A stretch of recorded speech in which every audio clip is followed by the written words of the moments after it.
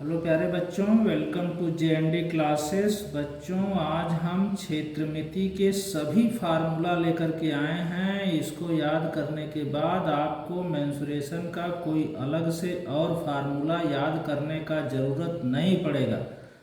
बच्चों, यदि आपने चैनल को सब्सक्राइब नहीं किया है तो ज़रूर सब्सक्राइब करें, बेल आइकन दबाएं, वीडियो को लाइक और शेयर भी ज़रूर करें। बच्चों, तो शुरू किया जाए।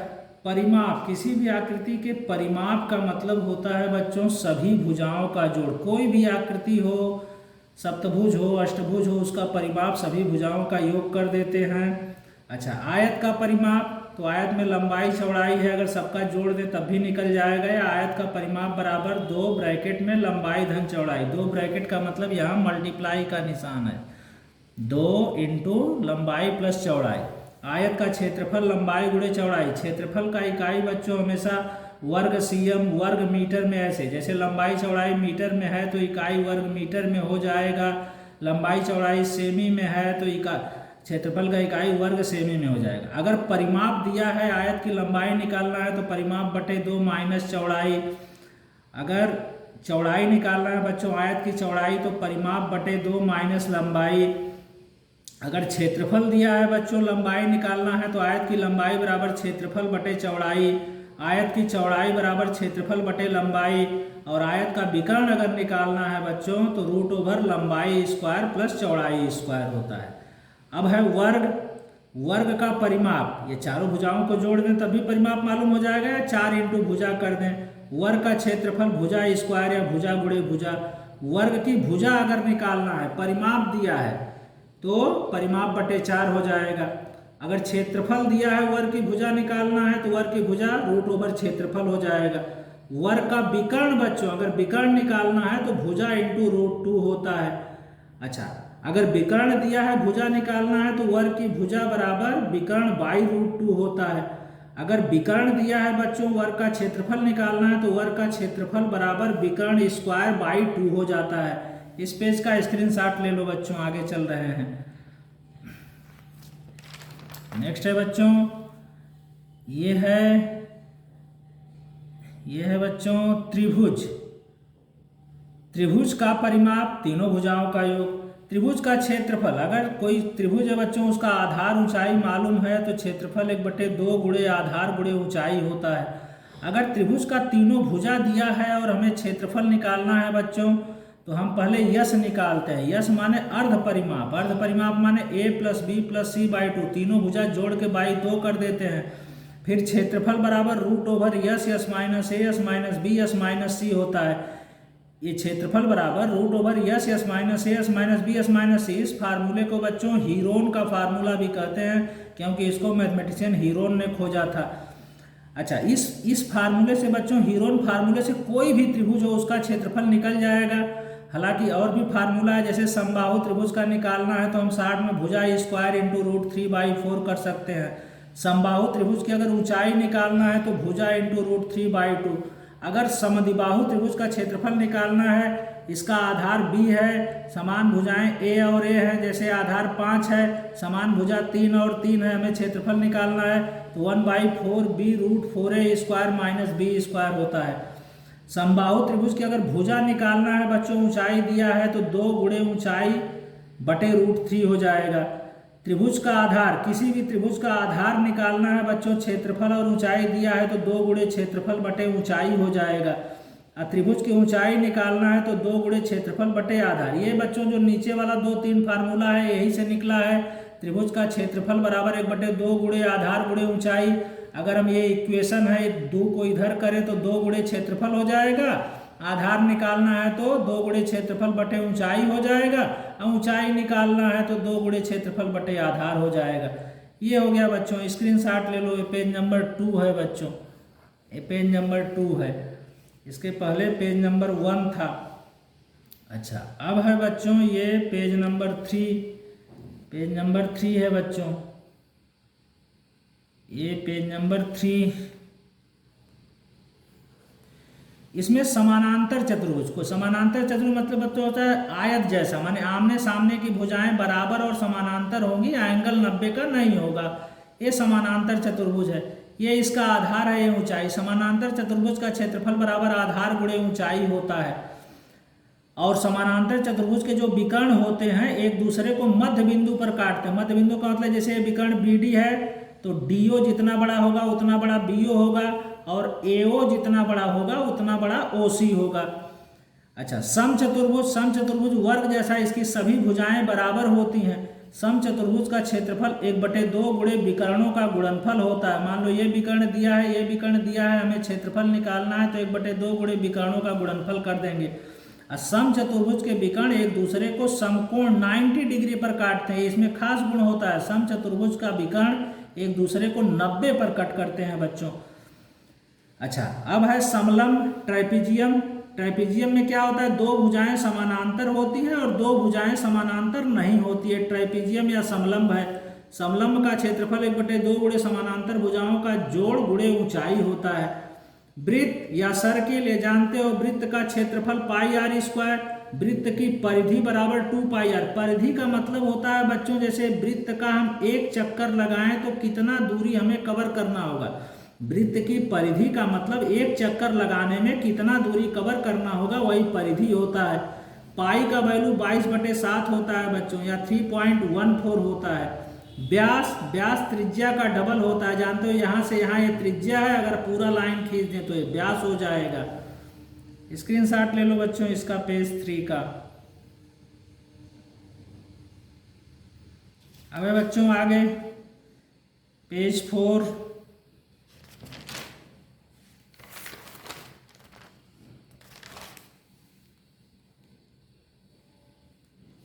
यह है पेज नंबर 4 बच्चों।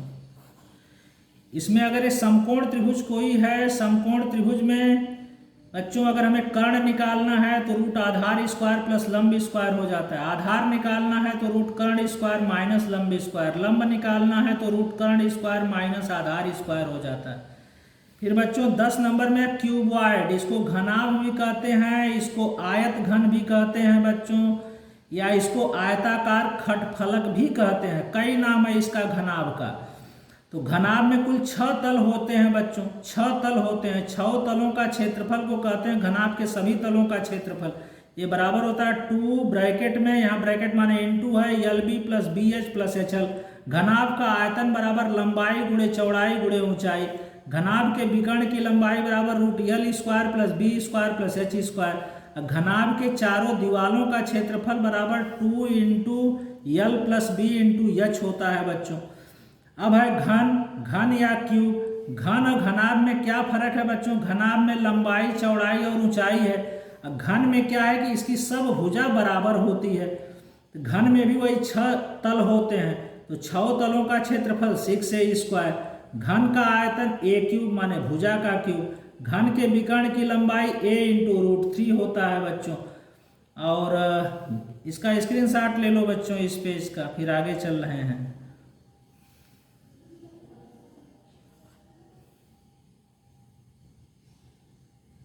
अब पेज नंबर 5 बच्चों, पेज नंबर 5 में बच्चों घन के चारों दीवारों का क्षेत्रफल 4a²।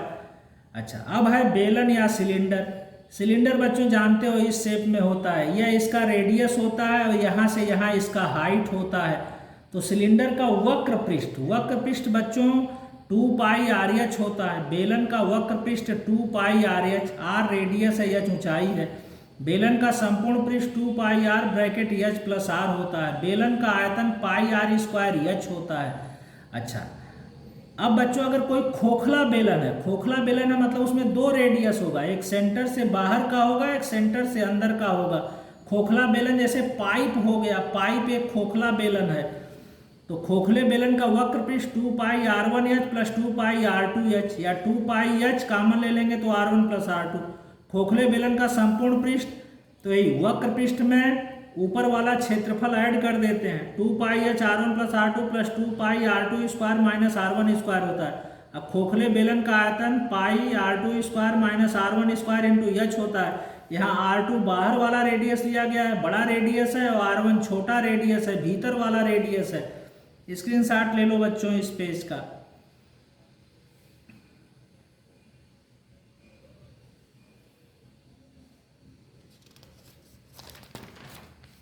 अब है पेज नंबर 6 बच्चों, 6 नंबर पेज है, 6 नंबर। शंकु, शंकु बच्चों इस शेप में होता है। शंकु का आधार वृत्त होता है, यह इसका ऊंचाई है और ये इसका देखो तिर्यक ऊंचाई इसको बोलते हैं, स्लैंट हाइट बोलते हैं। तो शंकु का वक्र पृष्ठ या वक्र पृष्ठ का क्षेत्रफल या वक्र तल का क्षेत्रफल पाई आर यल होता है।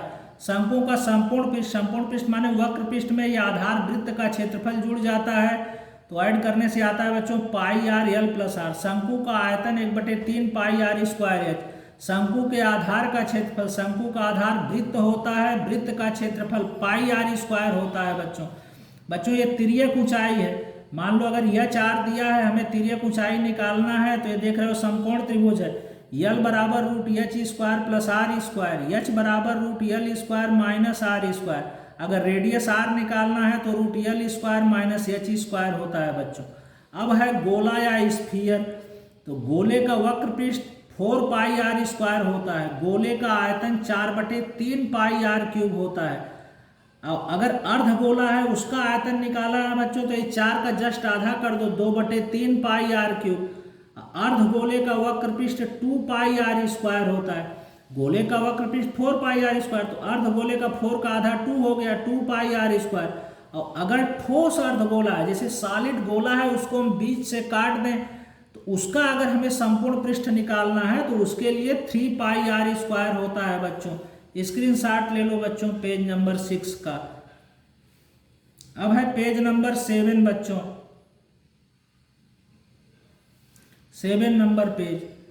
7 नंबर में है बच्चों छिन्नक, फ्रस्टम ऑफ कोन। मतलब एक कोन को हम अगर काट दें तो इसका शेप ऐसे होगा, बाल्टी जैसे, इस तरह का शेप होगा बच्चों, या ऐसे भी शेप हो जाएगा, ऐसे इस तरह का शेप। इसी को शंकु का छिन्नक या फ्रस्टम ऑफ कोन कहते हैं। तो अगर शंकु का छिन्नक है उसमें 2 रेडियस होगा, एक रेडियस देखो यहाँ से यहाँ बड़ा होगा, एक छोटा रेडियस होगा। तो फ्रस्टम ऑफ कोन का वक्र पृष्ठ पाई r1 plus r2 into L होता है। इसका संपूर्ण पृष्ठ बच्चों पाई, यही वक्र पृष्ठ में दोनों आधार का क्षेत्रफल ऐड हो जाता है, pi r1 plus r2 L plus pi r1 square plus r2 square. छिन्नक का आयतन माने जो फ्रस्टम ऑफ कोन है, इसका आयतन का फार्मूला होता है 1/3 pi H r1 square plus r2 square plus r1 r2। ये छिन्नक की ये जो है तिर्यक ऊंचाई इसको बोलते हैं। देखो यल तिर्यक ऊंचाई, छिन्नक का तिर्यक ऊंचाई निकालना है तो root over h square plus r1 minus r2 whole square. अब बच्चों पिरामिड है, पिरामिड में जानते हो, पिरामिड तो जानते होगे, इसका शेप देखो ऐसे होता है पिरामिड का। तो पिरामिड का जो आयतन होता है बच्चों वह 1/3 गुणे आधार का क्षेत्रफल गुणे ऊंचाई। पिरामिड का आधार देखो रेक्टेंगल भी हो सकता है, पिरामिड का आधार वर्ग भी हो सकता है, पिरामिड का आधार त्रिभुज भी हो सकता है, इसका आधार कुछ भी हो सकता है बच्चों। अब है प्रिज्म। प्रिज्म मतलब जैसा आधार नीचे होगा वैसा ही ऊपर होगा। प्रिज्म का आयतन आधार का क्षेत्रफल गुणे ऊंचाई होता है। मान लो प्रिज्म का आधार, यहाँ देखो ट्रायंगल है, प्रिज्म का आधार रेक्टेंगल भी हो सकता है, वर्ग भी हो सकता है। तो प्रिज्म के आयतन के लिए फार्मूला आधार का क्षेत्रफल गुणे ऊंचाई। अब है बच्चों इसका स्क्रीनशॉट ले लो तो आगे चलें।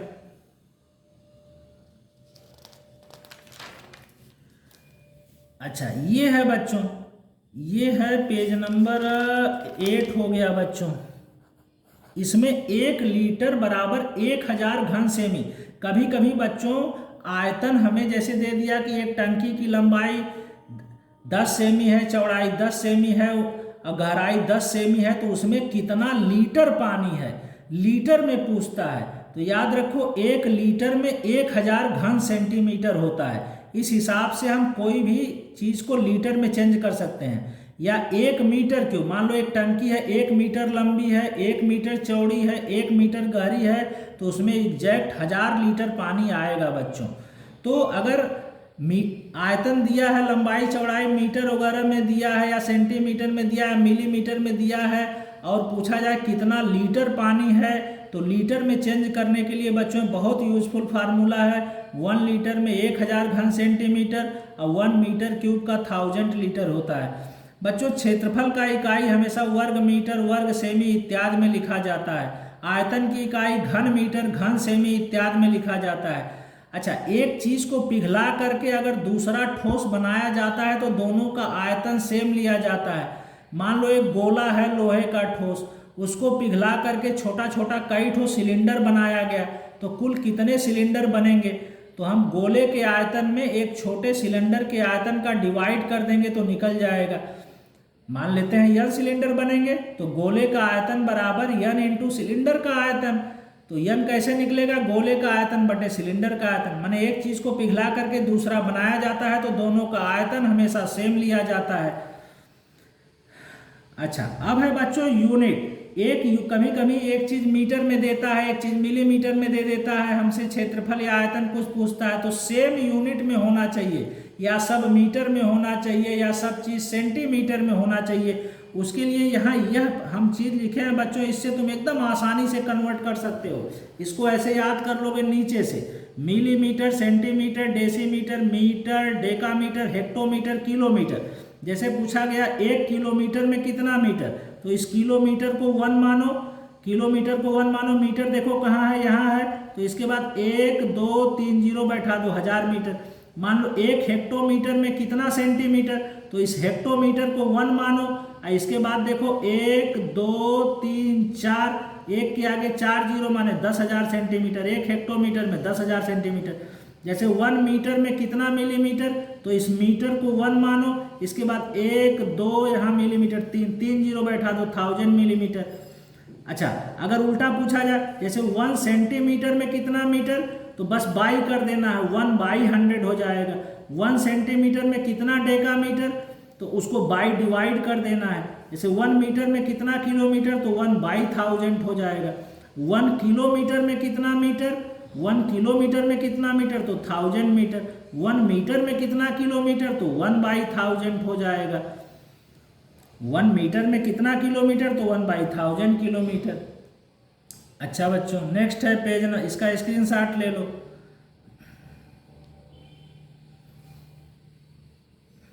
अब है बच्चों पेज नंबर 9।